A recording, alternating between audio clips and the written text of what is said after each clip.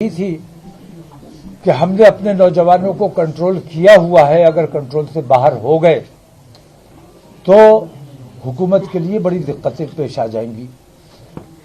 विश्व हिंदू परिषद और बजरंग दल जैसे संगठन हुकूमत की सरपरस्ती में जो बेईमानी कर रहे हैं, हिंदुस्तान की अदलिया हुकूमत के दबाव में जो बेईमानी कर रही है, मैं देख रहा हूं कि हुकूमत भी और अदालतें भी आज कानून के मुताबिक काम नहीं कर रही है, बल्कि अपनी आस्था के मुताबिक काम कर रही है और अपनी आस्था जबरदस्ती मुसलमानों पर थोपने की कोशिश की जा रही है।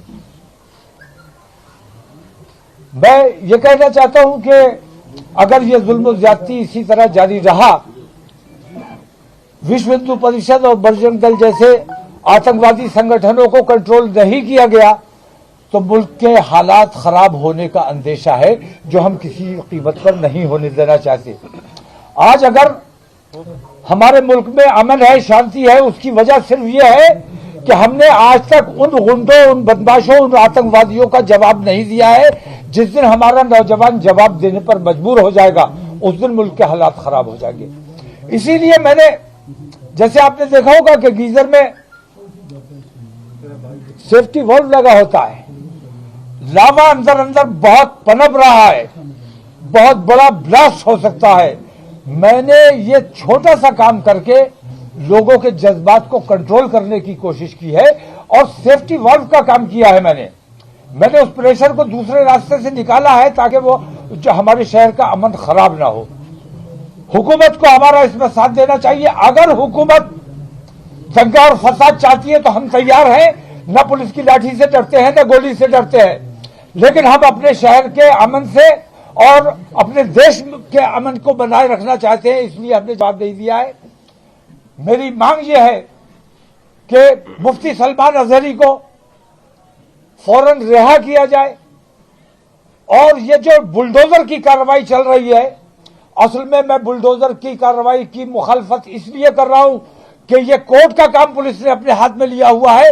जब अदालतें मौजूद है, किसी ने अपराध किया है, उसको गिरफ्तार कीजिए, अदालत के सामने पेश कीजिए, अदालत उसे सजा दे या जो भी करे।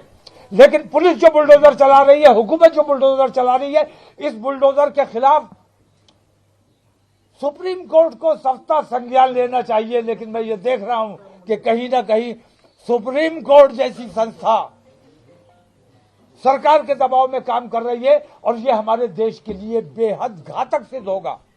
अगर देश में अमन चाहिए और भाईचारा चाहिए, जो हुकूमत की भी जिम्मेदारी है और हमारे सुप्रीम कोर्ट की भी जिम्मेदारी है, तमाम अदलिया की जिम्मेदारी है, अगर ये अमन व अमान बनाए रखना है तो बुलडोजर की कार्रवाई बंद होनी चाहिए और पुलिस को जो ज्यादा इख्तियारात दिए हुए हैं, उन इख्तियारात में कटौती की जानी चाहिए।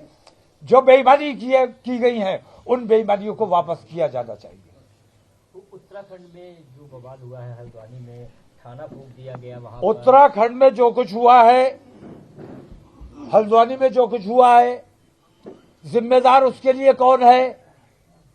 धामी पागल हो चुका है। उसने ये देखा कि नरेंद्र मोदी ने, जब वो मुख्यमंत्री हुआ करता था, तब उसने गोधरा कांड कराया, फसाद कराया, मुसलमानों का कत्लेआम कराया, प्रधानमंत्री बन गया। तो अब ये छोटे छोटे मेंढकियों ने भी पैर बढ़ाना शुरू किया है कि नरेंद्र मोदी प्रधानमंत्री बन गया तो हम भी मुसलमानों को सताएंगे, तो शायद हम भी प्रधानमंत्री बन जाएंगे। ये तरीके जो है, ये हमारे देश को बर्बाद करने का काम कर रहे हैं।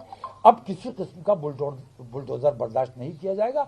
हम जितना अपने नौजवानों को कंट्रोल कर सकते थे कर चुके हैं। अब हल्द्वानी में जो रिएक्शन दिया गया है, उसके नतीजे आपने देख लिए।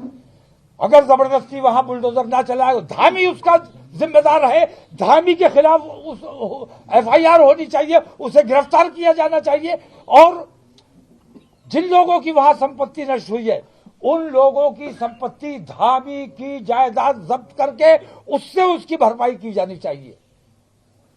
हजरत, हल्द्वानी में पुलिस के द्वारा मारे गए 6 लोगों के बारे में भी सामने रिपोर्ट आई है, जहां पे मैं रिपोर्ट करके आ रहा हूं कि 6 लोगों को शहीद कर दिया गया होगा। पुलिस ने सीधे गोली मार के।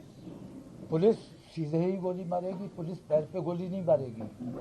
पैर पे गोली मारी जाती है बचाने के लिए, सीने पे गोली मारी जाती है, माथे पे गोली मारी जाती है, मार डालने के लिए। और पुलिस, हुकूमत, हिंदूवादी संगठन, अदलिया, ये सारे के सारे आज हिंदुत्व की लाइन पर काम कर रहे हैं और मुसलमानों को हिंदुस्तान से खत्म कर देना चाहते हैं। लेकिन हिंदुस्तान की रग रग में मुसलमान बसता है, इसको हटाया नहीं जा सकता। और रगों से अगर खून खींच लिया तो बचेगा क्या, जिंदा कैसे रहोगे? और जिस तरह हिंदुस्तान की नस नस में मुसलमान है, उसी तरह मुसलमान के हर दिल में मुसलमान